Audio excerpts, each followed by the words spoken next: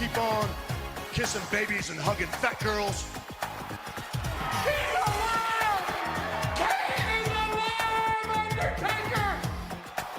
You are a sniveling little suck-up sellout full of suffering succotash, son. It's me, Austin! Oh, son of a bitch! What? It's me, Austin! It was me all along, Austin! And your t-shirts are too tight too, Billy! And you book a match with me against Ryan Keelan! Look at me! I'm a total package! I will rip him apart! I'm pissed now! Where to, Stephanie? WrestleRoasts on ad-free shows and ATC. Welcome everybody to WrestleRoasts and the roast of Darby Allin. Mike will be joining us soon, but I'm here with Zach Attack, Robert Karpolis, and Sergeant Slaughterhouse. How you doing, Scotty? I'm good, man. How are you? I'm good. We were just talking about Many Saints in Newark. You have not seen it yet. Robert and I have seen it. No, that's our recommendation. Well, maybe we'll do a review for the Patreon. I know you and Mike did one for Venom, and I haven't seen Venom yet, so I haven't listened to the review. But I feel like I got to get these thoughts out of my head, and I feel like Venom is probably better than Many Saints in Newark, even though it's not great, which is sad to say. But it's it's October movie month. They dump all the shit now. I can see that. I was disappointed Many Saints in Newark didn't end with Hangman Adam Page returning, so that was kind of a letdown. There we go. That's a tease, folks. Roast coming up. We've got Abdullah the Butcher next week with Zach Amico, Alexa Bliss, the Big Red Machine Kane, Scott Steiner, Cindy Lauper for a $5 Patreon tier. We're doing Halloween Havoc this Monday, 1993. Just watched. Great show. Then we're off. Then we're doing the Undertaker New Day Netflix horror movie plus fan questions. It's going to be a big episode. Then the roast of Nick Gage, World War III, MLW review, QT Marshall. We're going to do a watch the QT Marshall, the wrestler, off Roast of Ryback, TLC review, Jingle All the Way 2, then day one review, Roast of Inoki. I'm going to be, for Something to Sports Entertainment, Robert did a Raw review. I did not get to chime in on Raw, but I will be chiming in on SmackDown this week. And maybe probably Raw next week, but I'm not totally sure yet. But I think it's going to be for me SmackDown and Raw. So you can get the T-shirts on both me and Robert's Pro Wrestling Tees page. We have a 5-star review. Join the YouTube, Facebook, Twitter, Instagram channels and pages, and subscribe to the podcast, guys. And with that, with all the business out of the way, let's get to the bright side of Darby Allin, bright side of the ring. And Mike just joined us. Mike, welcome. Hey, buddy. What's going on? We're just starting. Good timing. Bright side of Darby Allin. I'll tee you up. What do you like about Mr. Allin? I love how committed he is to his character. I think he's a great worker. Like, he's really fun to watch. I think, they said it last week, and I don't know if had they used the phrase 4 pillars before last week. No, but they have a 4 pillars T-shirt out now. Oh, nice. Yeah. But yeah, I love that, and it really, I really do think that he's a part of that. I think, as much as we talk about these incoming stars that they have in, this is a guy that's been with them since the beginning, who's just fucking fun to watch, gets his own character, makes videos, even when he misses, it's what he wants to do, and I respect that a lot. I think that in terms of a wrestler that can appeal to new audiences and younger audiences, he's fucking great. I mean, I know I always praise MJF because his promos stick out, but I think seeing Darby now as fighting him is such a great fucking story. And I love it, man. I'm a big fan of his. I remember, Dan, you used to not like him, and I did not like him. And it's his wrestling that actually really turned it around for me, because I kind of hated the whole persona thing. But then like I watched him wrestle and I love his punches. Like Matt wrestling wise, he's way better than like, a Foley or Terry Funk or anybody who's like, a hardcore guy like Darby is. He's actually a really better. Terry Funk's a pretty good mat wrestler, but Darby's very good, man. I mean, that match he had with Joey Janela impressed me, and they didn't do like one hardcore thing, opposing to like some of the matches they had, obviously on MLW and other places. He's one of the few guys to make a dark character work. I guess Malachi Black is kind of doing that too. I thought you meant like an AEW dark character. I'm like, no one's done that yet. hey, we're gonna get to Nick Camarado later in the episode. But his no offense offense awesome, to Bronson man. Bear. Coffin Drop, The Last Supper. I've really enjoyed a lot of his matches with Cody's, with Moxley. He's made Sting look great in the tag matches by doing like all the work. Kayfabe accomplishments is TNT, and I TNT title probably won't be the last title he won. And he dated Priscilla Kelly, now Gigi Dolan, so the guy's got game. And they were married. They were married. They were married. Yeah, sorry. Which they were married for like 2 years as a and with wrestling is like 2 decades. Because I think it's important to say Darby also wrestles like a 28-year-old divorcee. And I just like his honesty a lot, man. Like as far as like why he does stuff. Like I was watching an interview. I think this was the Chris Van show. Van Vliet. Yeah, thanks. And he was talking about like my high spots can't look pretty. He's like, my high spots, I just want them to look like I'm hurting people, and I want them to be there's a reason for my high spots. It's not just like, like I'm going to make I'm going to do the prettiest 450 in the world. Dude, that was amazing, man. Last night. Cause I had Darby on the mind when we were watching, Dynamite, and the beatdown that he gets from the Pinnacle looked more brutal than anything in the ladder match afterwards. Just like, even though it's a stop sign, it looks like he always goes out of his way to hit like the hardest part of a thing. Mike, I take offense to that. These were men wearing masks. You're making an accusation against good men, and I won't let you pull that bullshit on here. That's true. These are the guys who might have helped Muhammad Hassan choke the Undertaker. Scott, you're a big Darby guy. Do you DM? Well, ladies and gentlemen, I can't believe this is real, but we not only got a handicapper, but we got the best ever. So I gotta ask, how are you so good at handicapping these games? I mean, 4-0, that's quite a streak already. Well, let's talk about every pick I've given this year in the NFL as an example. 23-8. Every pick I've given this year. 4 weeks in the bag, 23-8. There's nobody in the country that can match what I do, but I always make sure, because anybody, Conrad, could make up anything. They could tell you and blow smoke and tell you, oh, I'm the greatest. But I am independently monitored and documented, so nobody could ever question what I say and go, I don't believe it. I send every pick to an independent monitoring and documentation service that has to get the pick before the game goes off and then publishes it after the game goes off so anybody can see what I gave. And those picks for the year, every NFL pick so far, 23-8. And I think it's because I do more homework than anybody else. The average guy or gal watching this podcast, they don't have time. They have a career, they have jobs.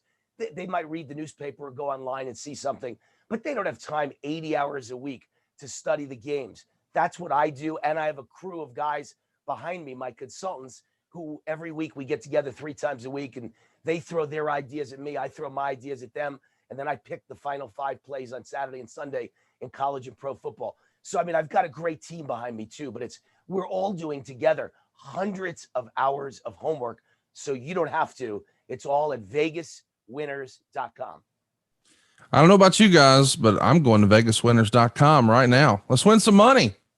For God's sakes. Yeah. I was going to bring that up. So I've only ever DM'd 2 wrestlers, if I'm being honest and completely remember. Are you going to get canceled for this story? No, Okay. No. So one was Scott's Velveteen Dream's first victim. I don't like reach out to people, but Hangman, his first G1, maybe his only G1. I remember DMing him and being like, hey, you're the fucking future because he was awesome. And Darby Allin, I went to New England Wrestling, NEW, or Northeast Wrestling. That's what it is, Northeast Wrestling. And they had a show that was headlined by Kenny Omega and Ray Phoenix. So I went to it. Kenny Omega was the IWGP heavyweight champion at the time. So he was already a huge deal, already had his matches with Okada and stuff. And he was fighting in this small place. And he had a great main event. But the match that I had the most fun watching was Darby versus Penta, and I didn't know Darby at all. And I DM'd Darby after that show and was like, dude, everybody there was there for Omega. And when we were leaving, they were only talking about you. And then he gave me like a thumbs up, and I was like, fuck you, man. You know what's amazing, Scott? That DM you sent to Adam Page has just your entire personality on this podcast. Rob, are you a Darby guy? Yeah, I'll say yes. What I love is that Mike's like, it's a great gimmick. It's not a gimmick. When I first met him, that was who he was. He was the dude who literally had slept in his car in the parking lot like the day before when he rolled up for pre-tapes. He's a really daring wrestler, and he's a fearless wrestler. We would come up with ideas, and then he would be like, all right, and what about this? I'm going to do something 10 times crazier. And we're like, well, we don't want you to die. He's like, nah, fuck it, I'll be fine. And if I die, it'll look cool. It reminded me, there was always those stories that whenever Michael Hayes would get to an arena, he'd look for places for Jeff Hardy to jump off of. And that was what we had with Darby. And anything we gave him, no matter how ridiculous it was, he made it work and did it in a way that was as safe as humanly possible, given what it was. And there are a lot of wrestlers who would pull back, or they'd say, I don't want to do this. He was all in, guns blazing on anything that we gave him. He was also very receptive. Anytime we would do pre-tapes, he wanted to understand every step of the process. How did you guys come up with what this is? How can I improve on this? How can I make this better? What angles are you using to film this? He was a guy who really understood the production end of wrestling, and it comes across in everything that he does in AEW. He's very aware of where the cameras are. He's very aware when he does those pre-tapes, how he's coming across and protecting his character. And the thing that stuck out to me is when we had our first MLW show, my wife was there, who's sat through wrestling before. And I'm like, what'd you think of the show? The only person that stuck out in her mind was Darby Allin. She's like, the show was good. It was fun. She's like, that one dude with the skull, he was incredible. And really, and she's, seen it. So the fact that stuck out to her was really impressive. And it was the impetus for us saying, all right, we definitely got to bring this guy back. He's got a Hardy vibe. There's something to him that you can build upon. And it's awesome to see the success that he's had. You continued Darby at MLW just to save your marriage? Pretty much. That was the no, look, we brought back the little guy. You liked him. And then she's like, no, I've already moved on in life. She's like, I like a husband who's around. Yeah. When you were talking, Robert, yeah, but Michael Hayes would look for places for Jeff Hardy to jump off of, and then separate bathrooms for Mark Henry to use. Not a good week. Well, I guess we're trying to make Mark Henry sympathetic because he's had a rough week, but we'll get to that later. Oh, I had no idea. Oh yeah, we'll get to that later, and that's part of my when we get to Brightside. Wait, should I feel bad about the joke I made? No, it's Mark Henry was reminding people that he's kind of a piece of shit.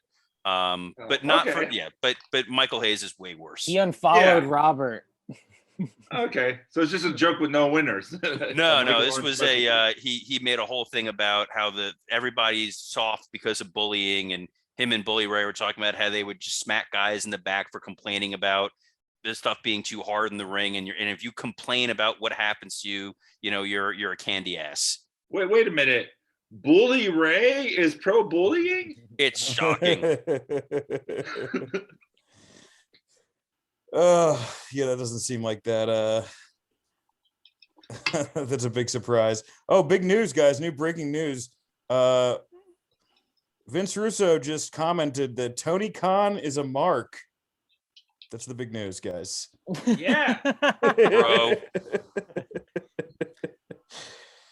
Oh, if Tony Khan was a mark, he would have hired Vince Russo. Is there any bigger mark in wrestling than Vince Russo is for himself? Brett for Brett. Oh yeah, it's done. Brett for Brett. Yeah. I mean Vince Russo at least has like some of like, you know, some humility, I guess. Like he apologized to JJ Dillon once. You know, I don't know if Brett's ever done that. You know, like I think Brett's apologized. Like, look, you know, I was just, you know, I was having a rough night with Julie, and I was only able to give you a 4.5-star match. Really sorry. Wanted to give you the full 5, but a lot on my mind. I think you worked a sorry into there to really make it Canadian. Yeah, sorry about that. My crack cocaine brother-in-law. Which one? Yeah, but I mean, Darby's great, man. It is usually like when I hate a gimmick that much, I don't really change on it. And you know, that guy definitely made me change on it. And with that AEW, thank God for AEW, man, because you know, Darby said this, and it's true. It's like if I was in WWE, my character would be like constantly jerking off in a boiler room, and he's like totally right. That's exactly what he would have been in AEW. Yeah, A very specific thing. What, Scott? He'd be a toilet troll or something. Yeah, You know? he'd be a toilet. Wait. Do they have characters on 205 Live? Darby, they have I would love it as Darby is a ghoulie. That's his new fucking gimmick in WWE. If Darby was on it, it would be called 115 Wet. Because I mean, that is the amazing thing. The guy is 170 pounds, and when he wrestles, like you just buy it because of the way that he wrestles. I don't for a minute buy that kid is 170. He's a $125 at most. Yeah. Who do you guys have more? Where do you suspend your disbelief the most? Is it when Adam Cole wrestles or when Darby wrestles? Like, so do you think Adam Cole looks more awkward, Mike, than Darby? 1,000%, yes. Because of the way that the character is portrayed, that Adam Cole is supposed to be this like incredible wrestler that goes like 50 minutes and takes all these finishers. Like Darby's a guy, you know, Darby was the perfect opponent for Punk because he takes everything and he can lose and still be over. But Adam Cole's whole thing is I'm the best, and I don't buy that he can beat anyone in a shoot fight. The counter argument to that, 'cause I'm glad you brought this up because I had it in my notes from Dynamite, is during his match with Nick Camarado, he whips Nick Camarado off the ropes when Camarado tried to stop him, and Camarado went flying. And Nick Camarado he looks like a Mack truck, and Darby Allin looks like a Matchbox car. And I couldn't for a minute believe that he was going to move this guy, even within the confines of, you know, wrestling world. So Adam Cole is slightly more credible, but then again, I haven't seen him wrestle a big dude in a while. Well, the reason I would say Darby is actually more believable, even though I love Adam Cole, is Darby's moves are so fast. It's like he's a little missile, and they acknowledge that he's kind of reflecting off of bodies. That's how small he is, but it's just at such force where Adam Cole isn't really doing that. He's just wrestling and really well, and he does cool spots and stuff, but it doesn't come off as like any different than anything. Like Darby is small and he uses his small. It's like kind of like a superhero. It's weird. He's have you one ever seen of that? his own. It's wild. Scott, have you ever seen that movie Brick with Joseph Gordon-Levitt? No, oh no, but does he It's have like a cancer? film noir thing, but like I don't know. It's kind of like how Darby. It reminds me of how Darby fights. You know, like little guy who just keeps taking shit and coming back and stuff. The one time that it stuck out a little to me was that the Saturday night episode of Dynamite, I think from last year, the one that Brody won the title, and Darby had like a 2-minute match against a guy named Will Hobbs. And we were all like, that dude looks like a fucking star. Why is he losing in 2 minutes? And then luckily other people thought that too. And because it was like such a quick squash, and you know, luckily like Will's been in the company ever since. So Nick Camarado is going to be main eventing in 6 months, is what you're saying. No. That's a Mike Lawrence quote, guys. You can put it on the internet. Nick Camarado, next AEW Yep. TNT The champion. guy that wears napkins. Dude, imagine going back to the locker room and pulling Nick Camarado's back hair out of your teeth or something. You know what I mean? That guy. Nick Camarado just looks like the guy in front of the line at the recycling plant. Like he's there, like right on time with the cans. He does have that entrepreneur spirit. Folks, you guys want to get to the roast of Darby Allin? Yeah. All right, Mike, you're to quote Halloween Havoc that we're viewing this Monday, spin the wheel, make the deal. Robert. All right. Darby Allin has a tattoo that reads, "Nothing's over till you're underground, so let's bury the motherfucker." Darby Allin has the deranged mind of Randy Savage and the hulking arms of Miss Elizabeth. The only thing thinner than Darby's physique are his chances of main eventing WrestleMania. If there was one advantage to Darby being in the WWE, it's that he might actually have a decent meal in catering. Darby used to sleep in his car, while most of his fans still sleep in a race car-shaped bed. Sure, when Darby paints half of his body black and white, it's a statement. But when Roddy Piper does it, suddenly he's a racist piece of shit. Here's my Scott joke of the week. If Kenny Omega is the cleaner, then Darby Allin is the pipe cleaner because he's got skinny arms. Darby Allin is what would happen if Hot Topic had a wrestling school. Not a lot of people know this, and this is true. Darby played football when he was younger. His position, the down marker. In Evolve, Darby Allin wrestled Velveteen Dream. Dream handpicked Darby, but was sad to realize he only looked like an underage kid. Darby looks like the kind of kid Jim Ross would tell to get off of his lawn. But to be fair, Lee Johnson also looks like the kind of kid Jim Ross would say to get off his lawn. Darby was married to Gigi Dolan, who famously threw a used tampon at an opponent. Fans were confused at first because when they saw something small and bloody in the ring, they just assumed it was Marco's stunt. Darby Allin is the perfect wrestler for kids who think Jeff Hardy is just too damn macho. In the end, I was always nice to Darby when I worked with him because I felt like he was the guy most likely to go on a killing spree. And I worked with Chris Benoit. And Teddy Hart. Allegedly. Yeah, Teddy Hart, they never found any of those bodies. Allegedly. Yeah, let's all be glad that Robert's alive. Scotty.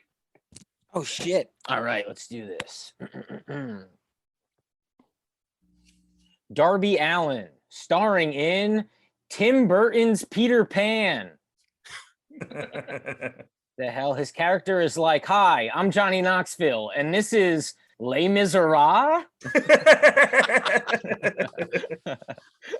What they don't tell you is Darby's uncle was Ryan Dunn. Da, da, da. He throws caution to the wind and hissy fits when his mom makes him clean his room. Every interaction he's had with the police has taken place on Goosey Night. His Wikipedia is pretty interesting. So, all right. So it says here he was a skater boy. She said, "See you later, boy." That's his childhood. If the Hardys were too extreme, Darby is one idiot. If Jeff has whisper in the wind, Darby has crying in the rain. His twist of fate was more a turn of car. He's a tiny Jeff Hardy. So tiny, I call him the charismatic enema. Huh? He had his greatest promo ever a week ago. "I would hit you, MJF, but I'm really dwelling on some stuff." He talks like Keanu Reeves and will end up like Christopher Reeves. He looks like a penguin suffering the effects of global warming. He looks like the penguin fuck Joker. The way playing Mozart while pregnant can make a child smarter, except Darby's mom with being thrown down steps. What do Darby Allin and Teddy Hart have in common? They both wrestled in handcuffs. He's what happens if homeless Christopher Lloyd never returned Dennis the Menace. His finishing move, the coffin drop, answers the question, What would happen if a funeral home was owned by Michael J. Fox? Coffin drop. Coffin drop. Jesus Christ. He runs away from home and hides under his deck. If he was a school shooter, he'd be a part of the trench coat mafia, except under his trench coat, he'd be sitting atop two other kids' shoulders.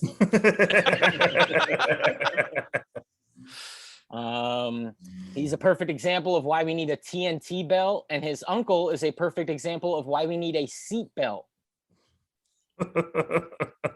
He loves skateboarding so much, I wouldn't even call it skateboard. He's skate interested. Oh, no. He's hardcore. He's hardcore. In conclusion, there's something poetic about Darby Allin, like every great mime before him. But more than a mime, he feels modern. The new Chaplin, a sadness in his sacrifice. He's Dostoevsky meets Rob Dyrdek. A canvas on which, oh, he just lit himself on fire. Guys, Darby just lit himself on fire. All right, then. Oh man, fucking Christopher Lloyd and Dennis the Menace cool. That's like one of the only movies I've seen. You know, you think it's a deep cut, but it's like 1 of 5. It's just a cut. Yeah. Okay, I'll go. Today we're roasting Darby Allin, who got his start as one of the goth kids on South Park. His finishing move should be burn down the hot tall perk. He was a sad child and would cut his wrist with a razor. Then he realized he could make more money slicing a razor against his forehead. If you had to describe Darby's gimmick in 3 words, it's cry for help. Even though he's really small, he still comes off like a threat because of his face paint and daredevil moveset. Note to Adam Cole, start wearing face paint and use a daredevil moveset. This is my Scotch over the weed. A skateboarding pro wrestler, shouldn't his name be Phony Hawk? Oh, man. There are 2 famous coffin drops in wrestling, Darby's finisher and what happened at Yokozuna's funeral. I mean, that's what you get for letting Paul Bearer be one of the Paul Bearers. Was the casket too heavy, Paul? Oh, yeah. He has a tattoo that says, nothing's over till you're underground, and a career that says, nothing's over until Steve Borden comes out with you every week. He's really good at making his opponents look threatening, and even better at making Sting look really old by comparison. Fun fact, Sting isn't even wearing face paint anymore. When Sting and Darby come out together, it looks like you're about to see the first father-son school shooting. You got the gun, son? It's showtime. Darby lost his uncle who died in a drunk driving accident because he clearly wasn't as tough as an Uso. Darby was in the cartoon and has been trying to Final Destination himself ever since. Every one of his matches feels like a car crash. The only difference is his uncle was way better at selling.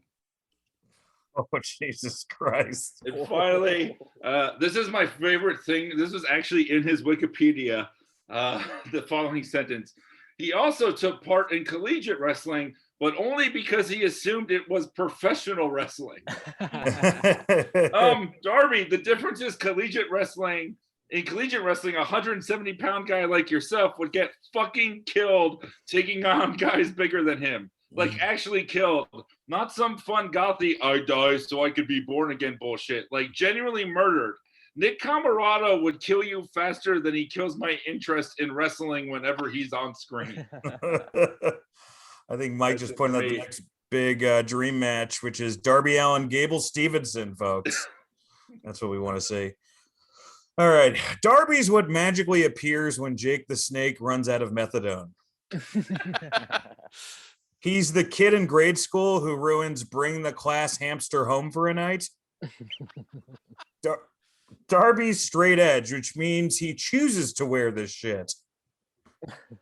Whenever I see Sting walk in with Darby Allin, he looks like the cool guidance counselor trying to stop the next Parkland. Darby comes from a rough upbringing, but I guess not rough enough to keep him from dressing like DJ at Corpse Bride rave. He's the biggest badass at a Christian music festival, so the biggest pussy at Warped Tour. He cuts a promo like a 14-year-old giving testimony after a Bryan Singer pool party. He used to sleep in his car. Darby's bottom is Fuego del Sol's top. He looks like he's not afraid of dying, but is afraid of noogies. He appeared in an episode of Sex Sent Me to the ER for having sex with a grandma in a bee's nest, which I thought was how Moolah broke girls into the business.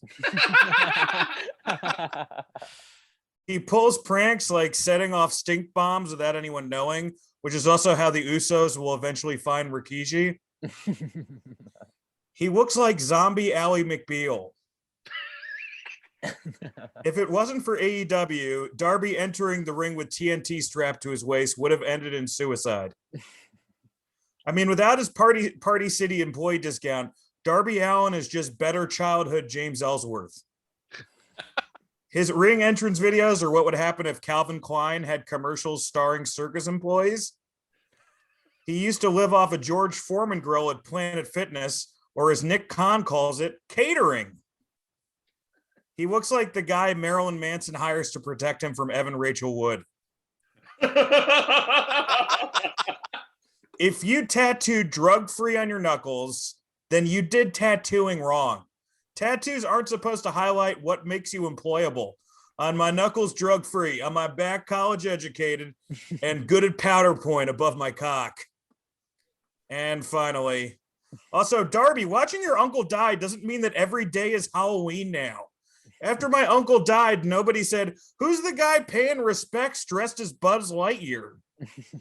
And that is the roast of Darby Allin. The roast of Darby Allin, folks. We love you, Darby. Oh man, that was fun and so much nicer than our. I don't know if you talked about our Alberto Del Rio Patreon roast. I don't think we've ever hated someone more than that guy. It was pretty mean. Some of us didn't have a bright side, which I don't think has ever happened. No. Yeah, it was a real scorched earth compared to Darby that we're just saying looks terrible. Like he's tiny. He's tiny and sad. Yeah. And they had to prove that he wasn't the I like turtles kid. Well, folks, we're not doing show in hell this week, but we are bringing back my favorite segment of the show, Tales from the Indies with Scott Chaplin. And my God, did Scott find us a good fucking video. Scott, I think I already tweeted it out, I think, right? Yeah, you did tweet it out. We should tweet it out again. Maybe. Dude, this is without a doubt, this may be the saddest thing I've ever seen in wrestling. I'm shocked that this isn't a famous clip. I've never seen this before. Dude, it's crazy. And I've watched botches. So what it is, let me actually get up. Do we have the title of the video so we could tell the... Wasn't it like Wolfpack Sting breaks a leg or something? Just Google never being able to sleep again. It is called, Wolfpack Sting breaks leg at backyard wrestling event. So I did want a Tales from the Indie that involved Darby, but it's all just cool shit that actually works out. Like, yeah, it's reckless and stupid, and you know he's taped to a chair and he dives off of a balcony, and you know he has no way of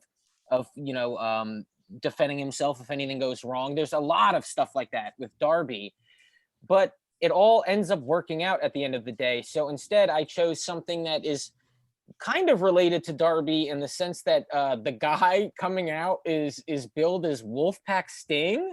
He's just Wolfpack Sting, which makes you think this isn't even an independent wrestling company. These are just a few drunk guys in their backyard who love watching pro wrestling. And so this guy is introduced as Wolfpack Sting. He walks off a deck, obviously, and the Wolfpack music is playing, and he climbs up to the turnbuckle, poses, lightly jumps off the second turnbuckle, and his legs snap way worse than Psycho Sid's, way worse than anybody's I've seen, I think. to the point where it looks like, you ever see in like sketch shows, like where they just throw in a dummy all of a sudden, like Right. you know, and all that is my sketch show reference. They'll like throw Kel Mitchell out of a window and he's just a dummy. This is what it looks like. This is how in no control of his body he has. This looks like he realized that he was like attuned. Like this is like if like Judge Doom was wrestling in Roger Rabbit, because his legs are just fucking rubber bands. So yeah, he did what our brains did, which was like question mark exclamation point. Like that's what his body did. It's an absolute must see, and it is better than the Sid ankle break, in my opinion. I know that they did a GoFundMe for it. Jericho donated like 12 grand to him for it. To this guy? To this guy, because I remember because Pritchard talked about it before too on his show. But it was, this was one of those things where it went very viral very quickly as a, hey, here's probably why you shouldn't do backyard wrestling, even though this was the most mundane thing somebody can do. Yeah, I mean, this was just a freak accident. This was like, like breaking your legs, getting out of bed or something. You know? You go, how does this guy step off curbs? He doesn't have to worry about that anymore. He's Sting if Seth Rollins had his way, you know? Okay, I looked up his GoFundMe. And okay, so the goal was $200,000, and the title of the GoFundMe is Medical Expenses for Justin's Broken Legs. $22,400 raised out of $200,000, and that's including the money from Jericho. Can I read the GoFundMe? Of course, yeah. Is it still up? Can people donate? Yes, they can. So if you get a laugh out of this, donate. I'll donate something. You are someone you know, an absolute free spirit, the life of the party, and ready for whatever. Well, that is our Justin. No, wait, they're not even acknowledging it as a wrestler. That wasn't pro wrestling. That was a guy having a good time. He was genuinely just having fun when both of his legs were broken. Justin was invited to participate in a live amateur wrestling event this past weekend, hosted by his good friends, when the performance was abruptly stopped. During his entrance, Justin jumped and spun from the second rope of the ring, and when his feet hit the base of the structure, his knees bent backwards and both of his legs snapped! Exclamation point. Since his injuries, Justin has had 3 surgeries with rods and pins put in his leg, with additional surgeries scheduled this week. Physicians are working hard to determine if amputation will be necessary. Oh my goodness. He'll ultimately be faced with a long road to recovery, starting with a 2-week minimum hospital stay. His son, fiance, family, and friends are asking for donations in support of his medical expenses, as Justin does not have insurance. All right, guys here who are, and Scott, you're basically married, but can you imagine like explaining to your wife that you can't walk down the aisle because you fucking blew out your knee pretending you were Wolfpack Sting? Yes, 200,000 seems incredibly steep. However, the hospital stay, numerous surgeries, medical equipment, the countless months of physical therapy ahead, and even handicapping his home will far exceed this request. There's 2 more paragraphs. There's a good punchline coming. Though the internet has been a mixed bag of concern and distasteful cruelty, including the WrestleRoasts podcast, Justin has remained lighthearted in his situation.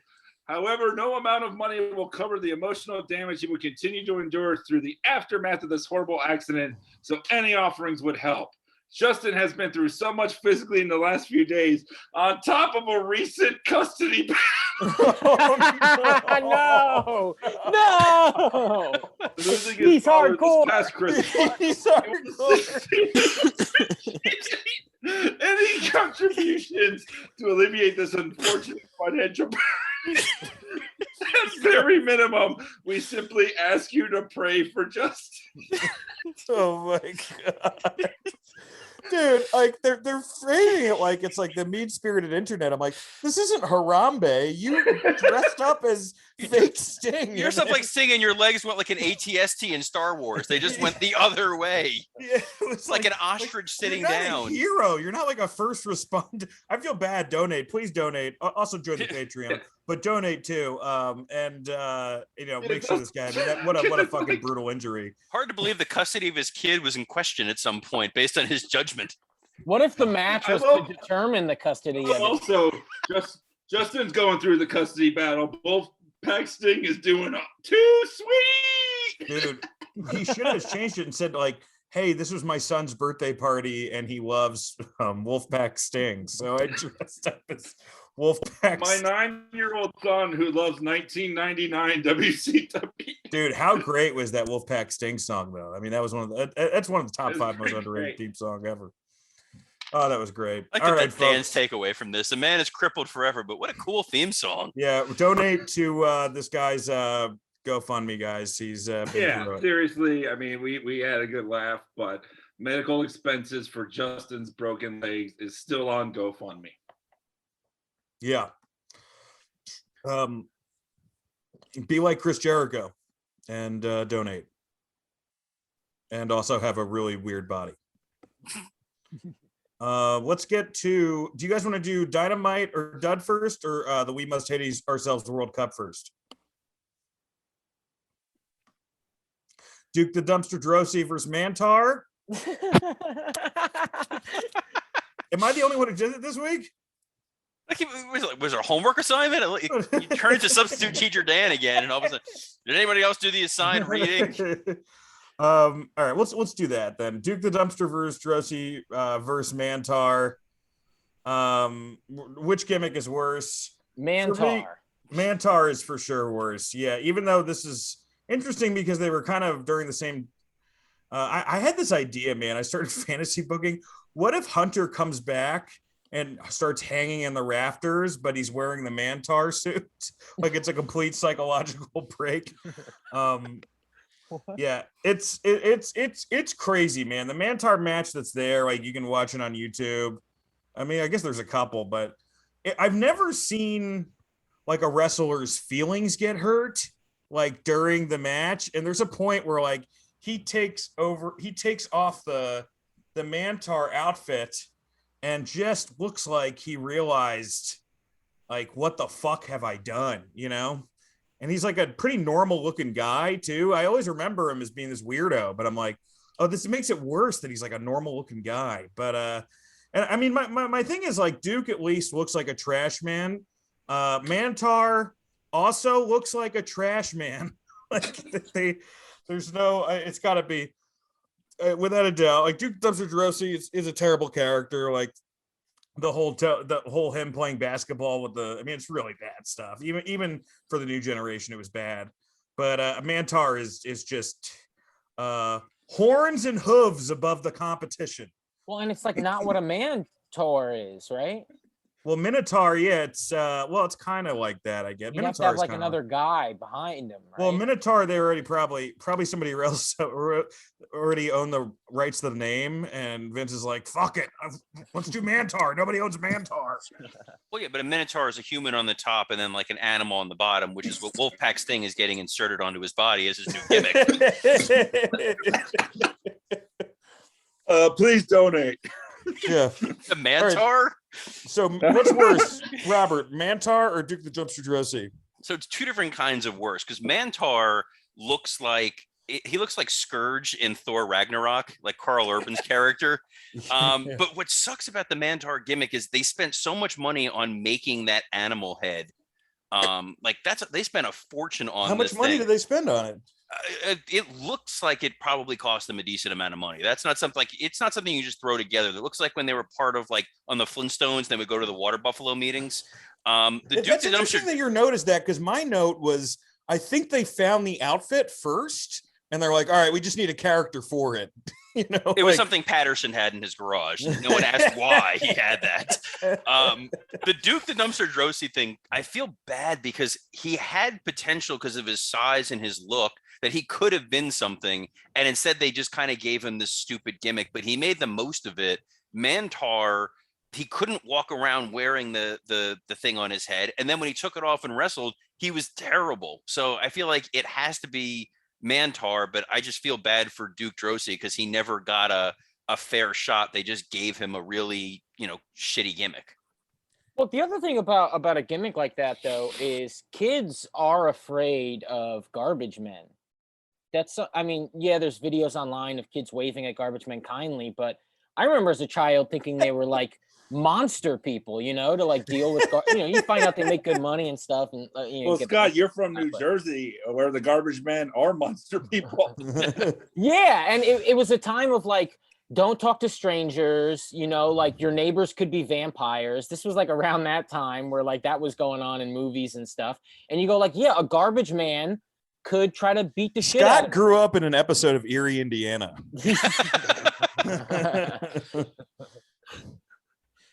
Yeah, the many vampires of Newark. I mean, look, at this point, is this going to be a clean sweep? Mike and Zach, Mantar, Duke the Dumpster Drosy. What's the worst gimmick? Mike? Yeah, this is the cleanest because the thing is, like, I watched clips of both. Duke was over, like, as a lower card, and I remember going in '95, I think, to the James L. Knight Center, and he was like in the opening or second match, and he got pops. We were happy to see him. It's a dude with a job, which, like, there was a lot of gimmicks back then like that. Mantar, yeah, the fucking that he's gonna start wrestling in the mask, and then he has to take it off. The ref has to be like, "Oh no, you might stab the jobber." And the jobber's name in the match I saw, which is the Mantar debut match, was Walker Slow. and so, like, Vince is just Which like is also Wolfpack Stink's new gimmick. Yes. But no, man, it's but Mantar, it's like, because he does look like a decent fat guy in the sense, like if he was in the Disciples of Apocalypse or some kind of shit like that, you'd believe him. He looks like a tough fat dude. Mantar? Yeah. Dude, he makes JD Drake look like fucking Brock Lesnar, that guy. With his sad eyes. Jesus Christ. But with a haircut and stuff, he's probably intimidating. But like, it's also, I will be the first to give Jim Johnston all the praise in the fucking world. But Mantar's theme song is just, and then Duke the Dumpster Drosy's theme song is just a garbage truck sound backing up. Well, there's definitely some of these that Jim was just like, yeah, this gimmick's not going to last. So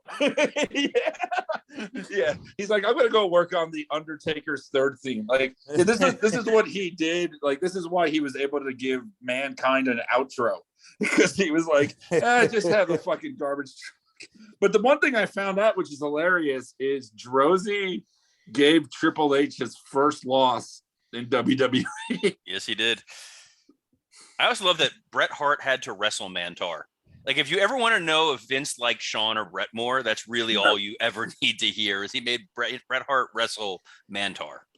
Bret Hart says it like an actual tale, though, Yes. The 12 labors of McMahon. Yeah. I fought a Minotaur. I fought a Minotaur, and then I was asked to cheat on my wife. Oh man. All right. Well, Mantar moves on. Mantar. It could come down to Mantar and QT. They look a lot alike. Imagine if QT came back with a Mantar gimmick, then that would fucking work, bro. All right, let's get to Dynamite. My computer is bad, folks. Just to let you know, if I disconnect, I will be back momentarily on my phone.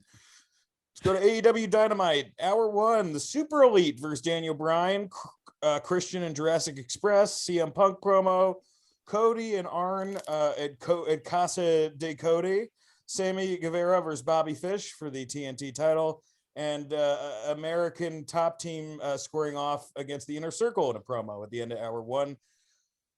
Let's start with Scotty. What did you think of this first hour, buddy? I loved everything in the first hour except the CM Punk promo. I know.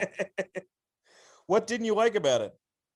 I've seen it before. I will say this. I don't mind coming out and having the fan service moment, but don't like repeat exactly what you like. There's a few lines that he's literally said before, and I think he should just mix that up a bit, like the whole I'm happy and we're gonna celebrate and are you tired of me yet? Like one day he's gonna say that and they're gonna go, yes, yes, yes. And it hasn't happened yet, but it fell off. He said cheesecake instead of cheesesteak. Like he was off, and that's okay. But that's the only part I didn't like about hour one. But again, it's a CM Punk promo in 2021, so still fucking 4.5 flaming bowling pins for just existing, but he fumbled. Well, I guess Bobby Fish did such a good job that Tony signed him right afterwards. So Bobby Fish is now all elite. Yeah, Bobby Fish did a great job.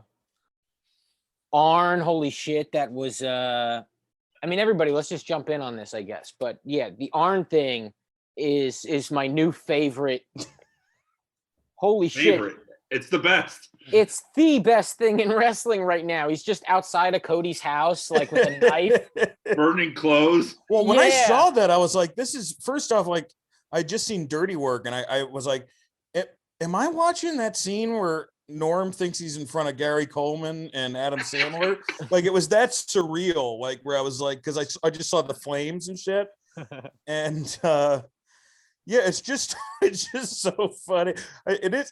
They should just have that as a recurring thing. Like, I don't need to see Cody ever wrestle again. It's just Cody waking up in the middle of the night because Arn is doing some like he's like fucking catching trout or something in the backyard, something manly. Well, like as a kid, who knew the month that Ric Flair would get canceled, Arn would get renewed? Like as a kid, the thing that scared me more than anything was Zeke the plumber from Salute Your Shorts showing up next to my bed. Now my biggest fear is Arn Anderson on my front lawn starting a fire. And I love that Cody is not only wearing a suit, but he's mic'd up, just under the impression that he's just constantly wearing a little lavalier microphone at all times. And more impressive was how high the flames went when they put that tie in there. Like, what the fuck is that made out of? He should not be wearing that around a kid. Wait till next week where Arn throws one of Cody's dog's decapitated heads through the doggy door. Oh, wait, before we get to, because I want to ask this, because Cody made a point of saying that this week he's like, I will never challenge for the title again, and I will never ever turn heel. This has got to be shtick, right? He's like, I swear this isn't fake and this is real and I'm never going to do it. Like, eventually the audience is going to make up their mind. Well, I mean, this storyline could be turned. Look, also, he could just be a character who gets booed and cheered. Like, you could have a John Cena. Sure. Which is, I think, what he's going to be.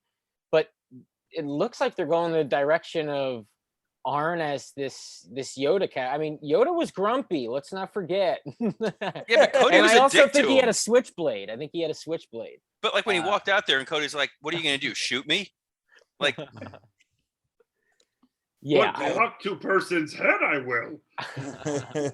Pull trigger if I must. Yeah, I think he's going to strap a bomb to Cody or something.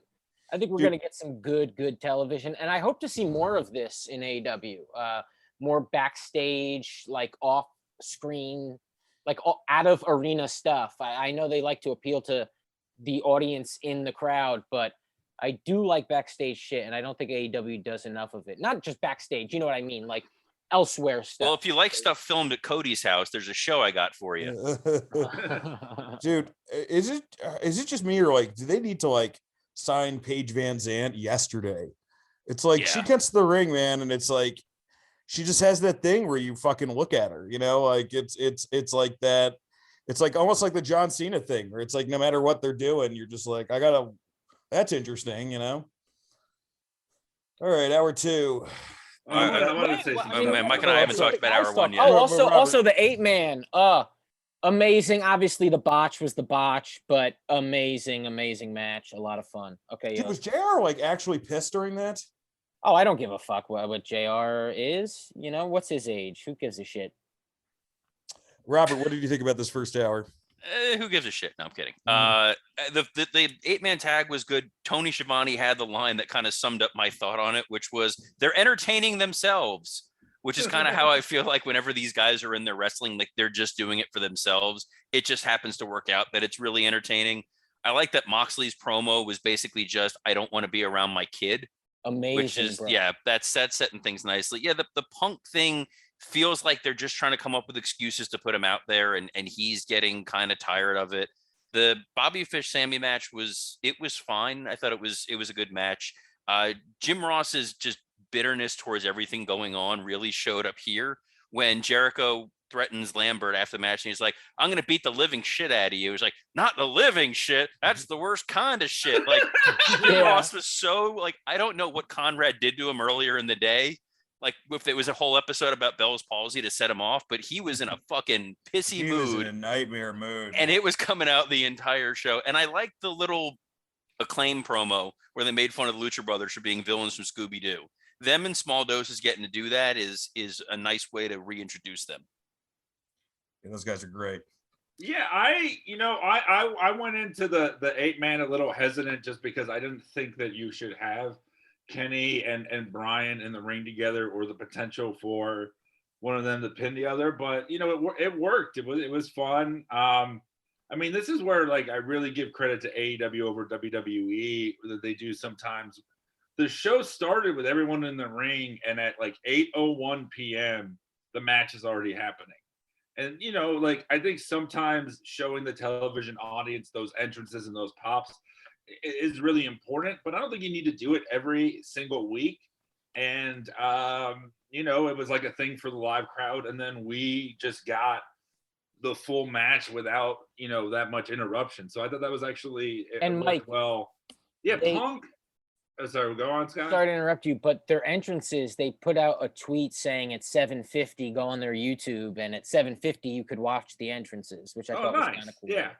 But do you like that sometimes they just boom? I love it. Obviously not every time, because, some of these entrances you need to hear the pop, to know that they're over. Yeah. And AEW knows that, and that's why they don't do it all the time. But yeah, when they do it, it always comes off like a positive.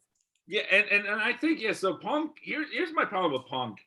Is that, he's been gone 7 years, and then he says, like, it took Tony a year and a half, 2 years, and I've been watching on TV. There's all these guys I want to work with.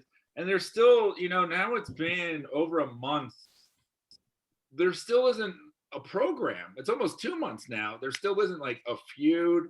I have no problem with him wrestling Danny Garcia on Rampage, but I don't need him to come out for 5 minutes and tell the audience that one sentence of information is a waste of time, especially, the ladder match ends up getting rushed. And it's like, I really do feel like the network is insisting that he's there every week. They saw that opening Rampage pop, and he's like, he's got to be on every show. He's got to be out there or on commentary.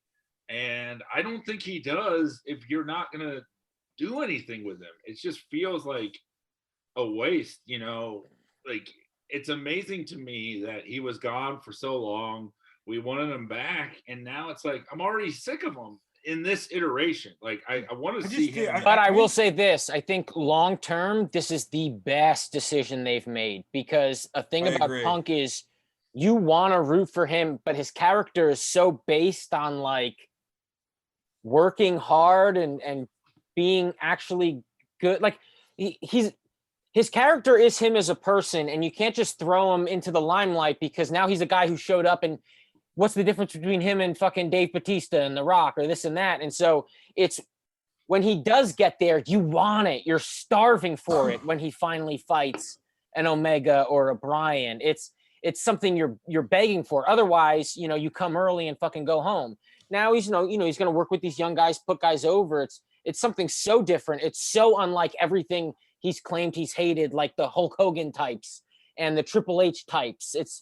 He's the opposite, and he will get there. And because you can't disagree. It's a fact, you fucking jerk. Yeah. Oh, good. We've reached that part of the episode. Yeah, no, but I disagree. Scott was being too respectful. Yeah. He's still taking TV time from those guys. Like, it's just a waste of time. No. To Mike's point, there were storylines to pivot him to. You know, he beats Hobbs.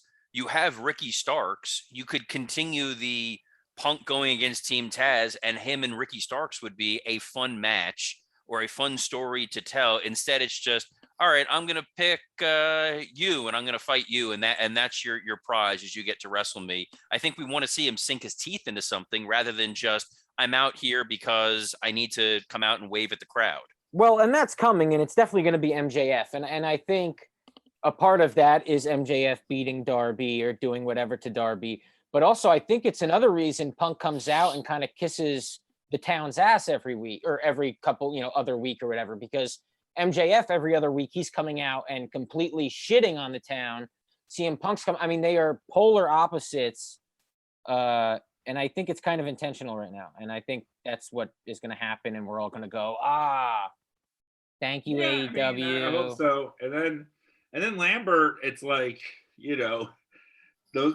everyone looks like they belong in the ring except the two pro wrestlers in the stable. Like, especially if you're gonna have Junior Dos Santos, like I would love if it was just like MMA guys wrestling for Lambert. That makes more sense than these two dweebs that are trying to be tough. It just doesn't work. I actually thought this worked because it tied in Sammy with the Inner Circle, or with Jericho and him. And you did actually get a reveal of, we are paying it off with these fighters. They will be wrestling in some capacity. I would have loved for Dan Lambert to point out that Jericho didn't come to save his friend until after they hit his music so we can get his full entrance. Like, that seems like the kind of shitty heel thing Lambert would have brought up. But instead, it's like Fuego goes out there, gets his ass kicked, and then Jericho and Hager run out there, but only after they start playing his music. Well, and then you look at Jericho's body. For Robert and me, I think this stuck out when he was like, we're in this shithole Philadelphia, but next week we're going to be in my home of South Florida. It was, the problem with this feud for me is like, the match you want to see is Jericho Masvidal, and I don't know if they can pay it off. I mean, I don't know what contract, Jorge is under with UFC. That's the real match. So I do want to set up just for further disappointment because they called Masvidal the world's most dangerous bodyguard. Is this how are they going to bring back Tyson to be in Jericho's corner? Oh, hell yeah. Since he's part of the Inner Circle, I mean, I'm sure he wouldn't mind going down to Miami. Also, don't you think like Jericho is only qualified to fight Dan Lambert? Also, wrestling's fake because if he really had to run out of nowhere from backstage, he'd be chewing as he ran out. He's got like one of those Lady in the Tramp spaghetti trains. He soaks up real fast. Is Fuego in the Inner Circle now? No. He's just Sammy's boy. So Sammy's vlog is like Marco Stunt and all of his real friends. And then, the show is the Inner Circle, I guess. No, he's the Aldo Montoya of the clique for the Inner Circle. Yeah. All right, hour two. The TBS title introduction. Darby Allin versus Nick Camarado. Dante Martin promo for an open challenge. And Dan's computer died. Dan's gone. His computer died. Dan's gone. Okay, so let's, I guess, continue. Malachi got him. So I've got my notes up just in case. Ricky Starks promo calling out Cage. Sheeta versus Serena Deeb for the 50-match trophy. Darby gets beat up by mystery assailants that certainly were not MJF. Leo Rush promo, Britt Baker promo, and then the casino ladder match. Thank you. Man, in the main event. So that was hour two. I don't know who you want to start with, Dan. So much great shit in this hour. Do we yay or nay, boys? Well, it's a yay for me, but it'll be interesting to see let's start with the main event first. What did you guys think of the match? What did you think of who went over? Scott, let's start with you. Oh man. Okay. So I'm not crazy about ladder matches, let alone ladder matches involving many people. But in saying that, I thought it was really well paced. It was quick. everybody got their spots in and yet were barely used. And there were like 4 major spots in the match, and I think that's what a ladder match should have, about 4 major spots. And I think the return of Hangman was perfect. Who else would have came out? Huge pop, and so there's no worry about, oh, he went away, is this going to affect him? I mean, these people snapped. This was an Adam Cole Bebe level of pandemonium. And I liked the finish. Moxley kind of fucked it up. Like, Moxley was supposed to play more woozy and then fall, but Moxley ain't that fucking great. And so he just like kind of bombed it. And so it looked like he just kind of jumped off almost. But it was supposed to be that Moxley was woozy and passed out, and, you know, Hangman climbing up that ladder with no one near him. It's not just that he beat everybody. It's that it's fate, boys. It is his destiny, Simba. You guys know the deal. It's the best storyline in wrestling. Kenny Omega versus Hangman Adam Page. Mike, go. I, for the most part, agree. In the sense that I do think that the right guy won and the right surprise happened. So I agree with that. My complaint was they definitely felt short on time here. A match where you have 5 additional people coming out after the first 2, when you start 15 minutes before the end, and I'm gonna say this, and you guys can agree, disagree, whatever. I find it way more egregious now that there are no overruns on this show when Roads to the Top is the show after. Counting or Creed 2, that made sense to me because you're getting an audience that isn't the same, and you know they just want to watch a movie. And we got to fucking finish the wrestling in time for the movie. But now, the fucking fact that you still got to rush to end at 10 o'clock so Brandy and Cody can do their bullshit without even having Arn in the front yard with a burning trash can is fucking... Yeah, but you have to use your imagination now, you know? Yeah. Imagine Arn in the other room of every scene. Oh, I will. I have. It's Still so Mike and because I thought that would be part of why you would have Roads to the Top. You know, we could just fucking put it on whenever. But I thought, yeah, the ending was terrible, objectively terrible. Of just Moxley, whoop, like Poochie getting lifted off the animation so bad. Like, it just made no sense in the way that it was perceived. Even Archer, like, getting completely knocked out by one lariat that quick, I didn't think was great. I just feel like it didn't do Page that many favors, in the sense that I love that he's returning and this is the way that he can get to Kenny. He should have just earned it a little bit more. It should have just been more of like a fucking fight, and because of their timing issues, it wasn't. Robert, what do you think? Yeah, I'll piggyback on that. I think part of what was confusing about this match is the rules that they laid out were, as soon as the match starts, if one of the guys gets up there, he wins. So the incentive should be to be one of the first 2 people into the match, or you wait until everybody's out there and then you can go for the chip. Jim Ross kept having a field day with trying to explain that, you know, he can go for it right now, but he's not, because he wants to go do his move, which takes you out of the match unintentionally. It was weird that Andrade qualified for this when they he has 2 wins. Yeah. And that puts him into this match. But I'm glad they went with Hangman. My concern is you've done this start and stop with him a couple times now. Like, this has to be it. Otherwise, he's Lex Luger with the Lex Express. Like, you can only put him out there so many times to finally win before the crowd is like, all right, maybe we shouldn't stay behind this guy. So I'm hoping. Or do you do that at Revolution and have Brian and Omega for? That's the other thing. It's like you're giving Hangman this shot when what everybody wants to see right now is Danielson against Omega. Even during that match, fine with holding off on Danielson Omega. Yeah, but I think you want to see Danielson take the title from Omega. No, who the fuck wants that? That was the whole story of the 8-man tag at the beginning of the match, at the beginning of the show. So I feel like there's people who do want to see that. Otherwise, when they fight again, it's like, well, what are the stakes in their rematch? I want to see these guys wrestle. They're the two best wrestlers in the world. They are, but I feel like you want to have that main event for the title and eventually get to Hangman Page winning it. I'm just hoping they don't. Hangman could be hesitant with it. It could be like a Money in the Bank type thing where it's like in the future. It could be that, but they I guess they have to explain the rules for it, and then it's like, well, why is Hangman now in a better mental headspace to go after the title than before when he had a baby. vanished? Well, He yeah, talked but I about was that in a clip during Roads to the Top. Yeah. He had a baby. no, I know he had. I know it was a baby thing, but Not the elite's idea of a man. He started a real family. He's not chasing titles.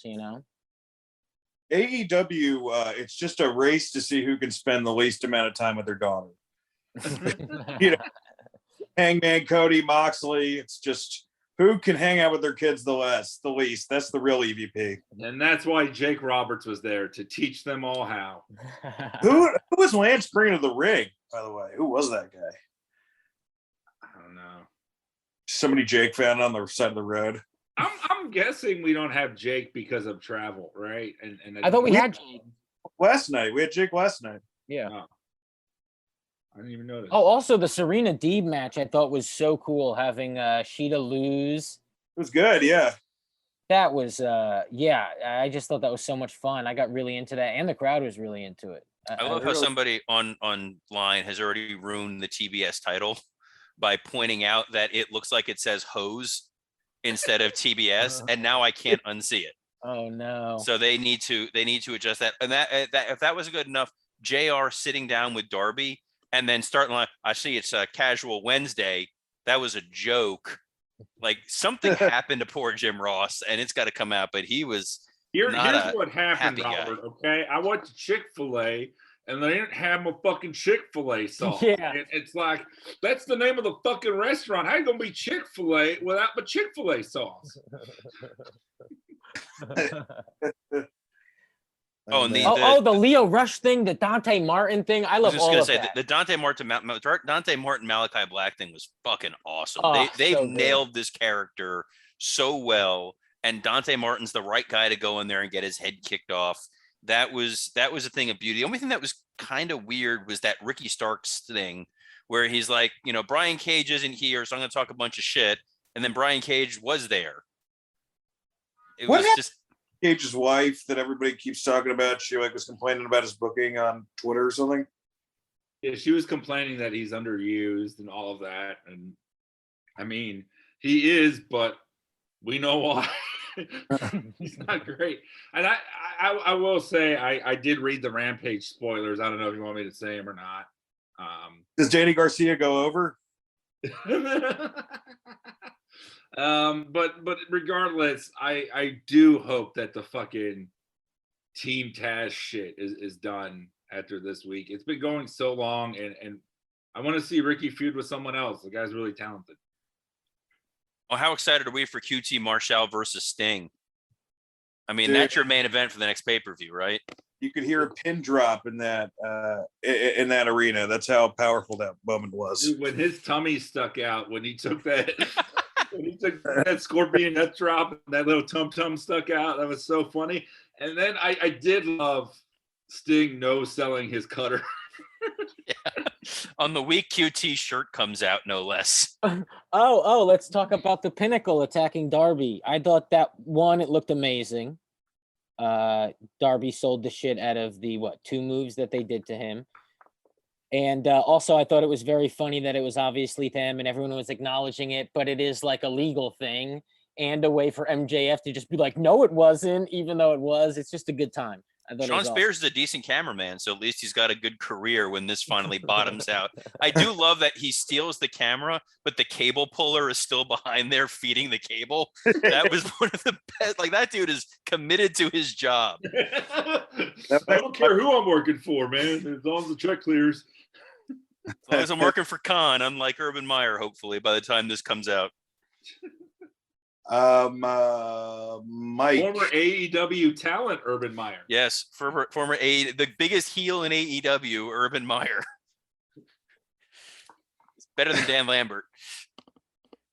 Dan Lambert in a shoot fight could probably beat up Jericho, right? Most likely, yeah. Because Jericho will be wearing leather pants during the fight.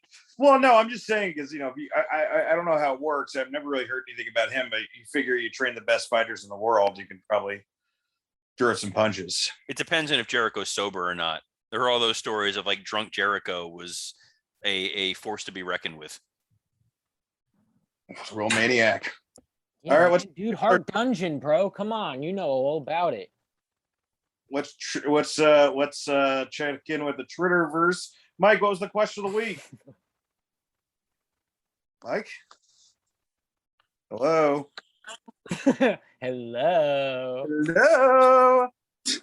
I'm sorry I'm having technical difficulties today, guys. Hello. It's okay.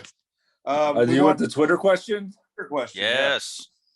All right. So this week I asked, let me just, I had to just pull it up really quick. Great radio. All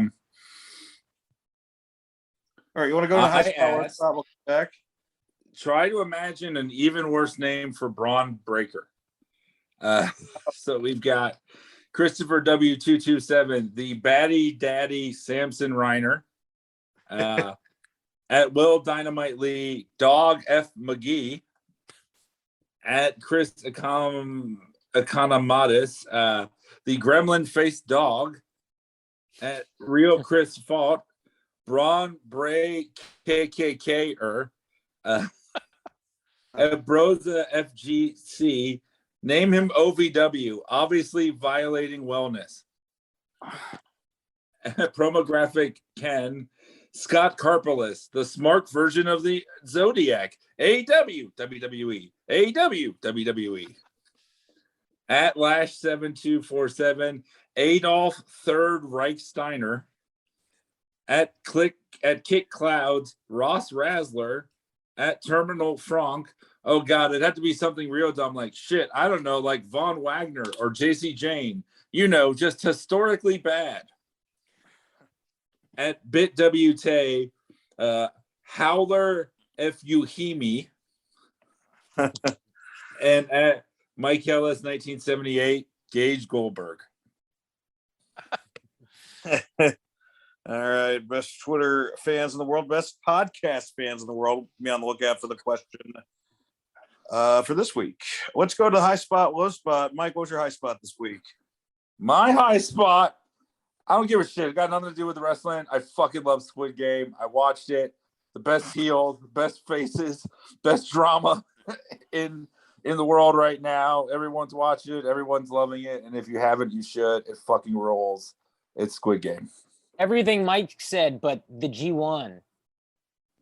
Right.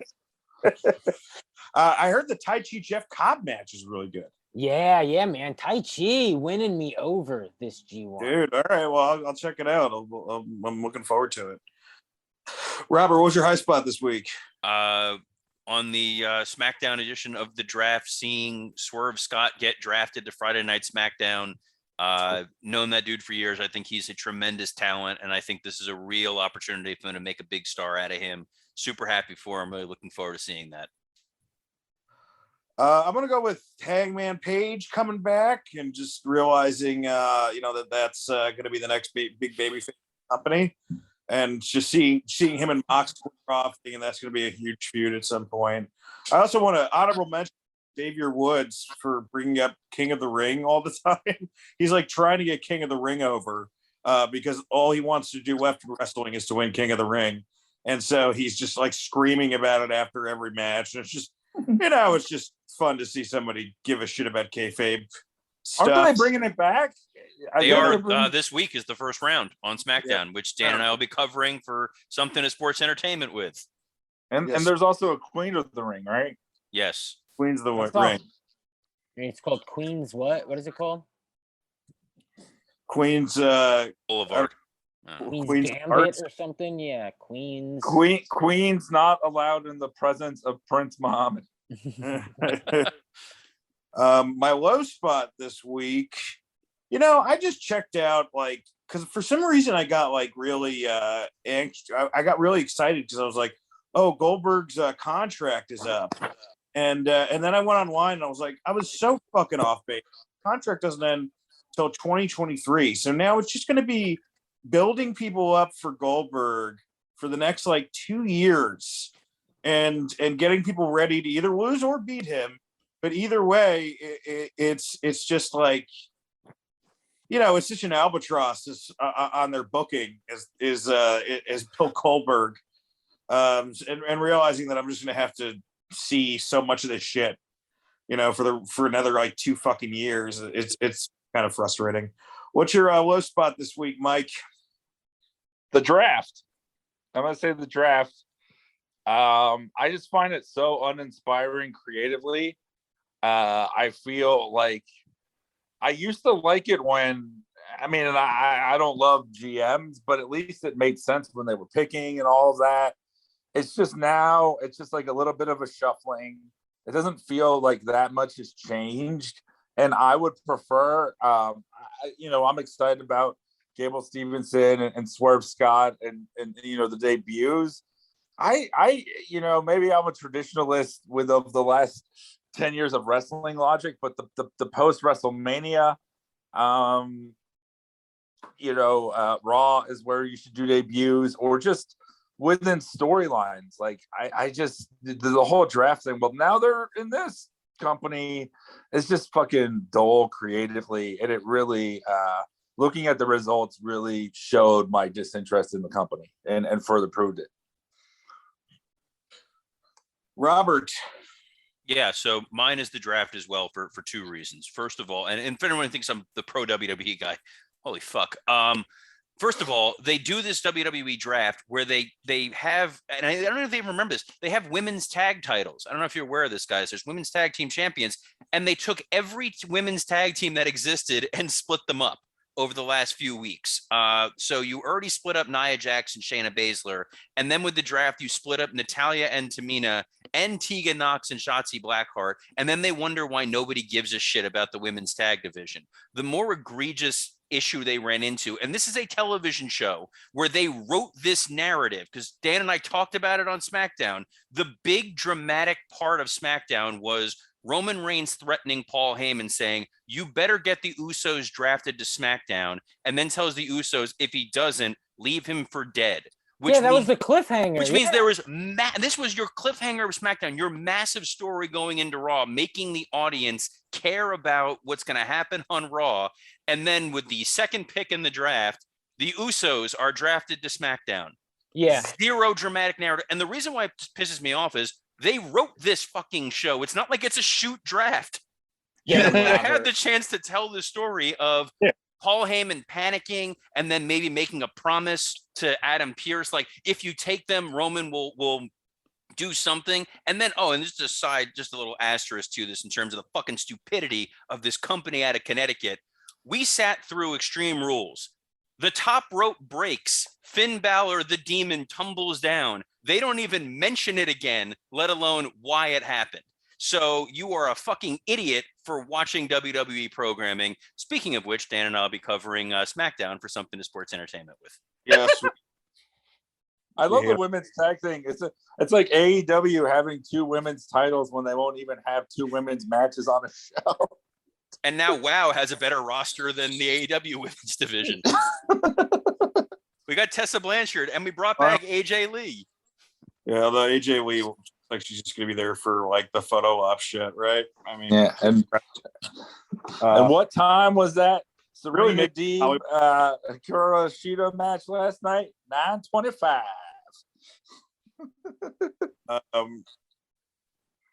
Yeah, it was. I don't know. The draft was, I wasn't really. I mean, I wasn't shocked by anything. It was just kind of like, it did help ratings, I guess. I mean, that's the one thing that you can say about it, but it does all feel very, very hollow. Also, the weird Mandela effect thing is his name is Gable Stevenson, but everyone calls him Gable Stevenson. They did it on TV. Dan did it. Mike did it. I've done it before. It's the weirdest thing where, like, the dude just needs to change his name. His name is Gable Stevenson. Your parents fucked up. Well, they don't just unnecessarily change names in WWE. Of course not. But hey, good news. Karrion Kross is still on Raw, guys. And good news, Elias is still missing. That's right. Fuck, they really are doing anything with that storyline. That's so crazy.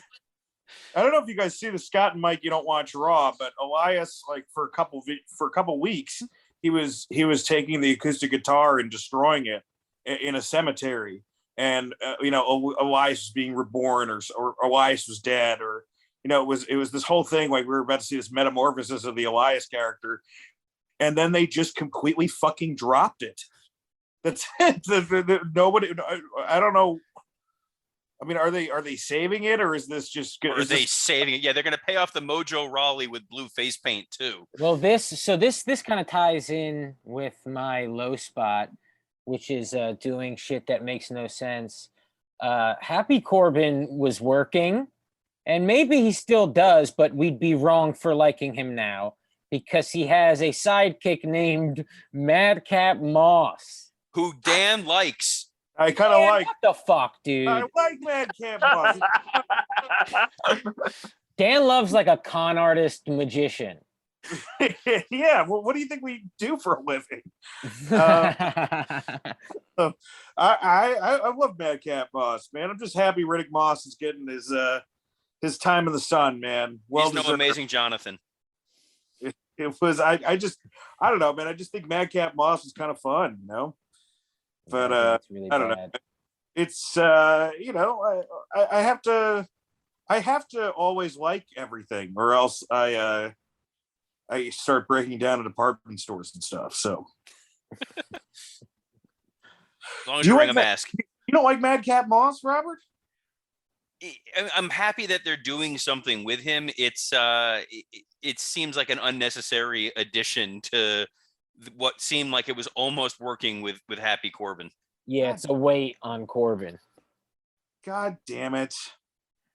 Mike, do you like Madcap Moss? I don't know who this is. I guess Riddick Moss. And man, Yes. You know what? I don't want you to fucking break down the sales. So I love Madcap Moss. I think it's kind of fun. It's like a fun sports entertainment-y thing. I think you think he's going to Zales. If it keeps you 2 steps from the edge, then I love Madcap Moss. He's dressed like an Abbott Brothers wedding, like it's real bizarre. And he just tells hacky jokes, so it's fun. I guess that is a low spot. I can't believe that. Scott, good time, Madcap Moss. Wait, he dresses like an Abbott brother and tells hacky jokes. But Dan, is it just you as a wrestler? No, Madcap has a beard. Oh wait. Glass Lawrence. Zach. Oh wait, before we get to that, before we get to plugs, folks, let's look at next week. We got Rust of Abdullah the Butcher, which we believe Zach Amico will be joining us, although with our recent run of guests. Oh look, Kevin was here, so there you go. Yeah. Oklahoma and TL Hopper in the We Must Hate Ourselves World Cup. For Show in Hell, we're going to do Abdullah in a box versus Abdullah on a chair, which is more memorable, I guess. I don't know. What does that mean? Well, there's a debuted in WCW just staying out of a box. It's like a minute clip, and then he was also at War Games. Oh no, the Chamber of Horrors, right? Chamber of Horrors, yeah. It's him at a bar mitzvah. Yeah, combined the clips are like 4.5 minutes. So nice.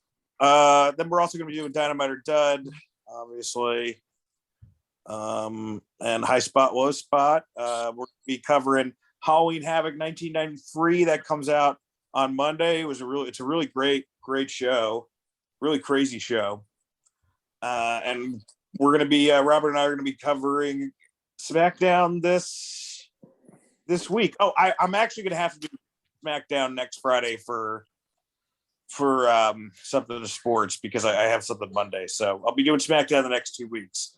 And everything I said before about, please, join the Patreon. It really is the best Patreon deal out there. And keep supporting the pod, guys. Scott?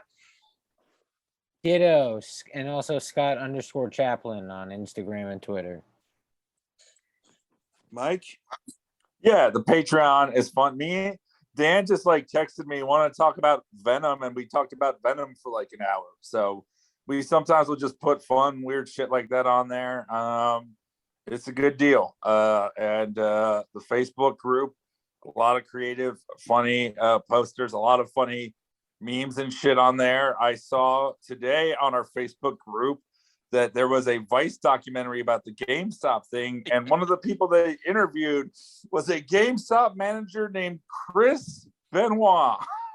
So if you like our weird, dark humor, it's a fun place to go. A lot of people post fun, weird shit on there. Robert, I just thought for the next, we're doing SmackDown this week, but for next week, do you want to just do Many Saints in Newark on something sports? Yeah, we can do that tue. All I'm right, sure well, my vitriol will still be there by the time we get to it. Yeah. Well, maybe we should talk about it on we'll arrange a time. Yeah. Robert, what do you want to promote? Watch this little show called Saturday Night Live. Mike Lawrence contributed some jokes to it. It was cool to see his name in the credits. They need all the help they can get. Nice. Go find old episodes of Garbage Days with Brendan Sagalow. I heard it was a really good podcast, and then you can follow me on Twitter at WWE_creative_. Somehow ISH. not about Duke the Dumpster Droese. Yes. I'm sorry, Robert. I talked over you. What was the? No, that was more important than what I was saying. That was good.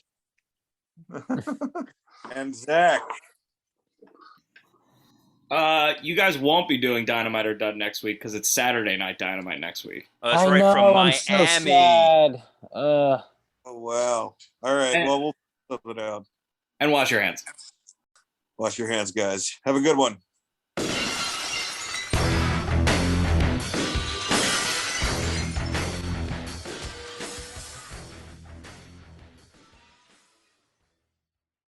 Hey, it's Conrad Thompson. Thanks for checking out the podcast here on YouTube. Be sure to hit the subscribe button and the notifications bell so you get a notice anytime we upload some new content. And go save yourself some money right now. If you're in a 30-year loan or you have credit card debt, it's not a matter of if I can save you money. It's a matter of how much. Find out right now for free at SaveWithConrad.com.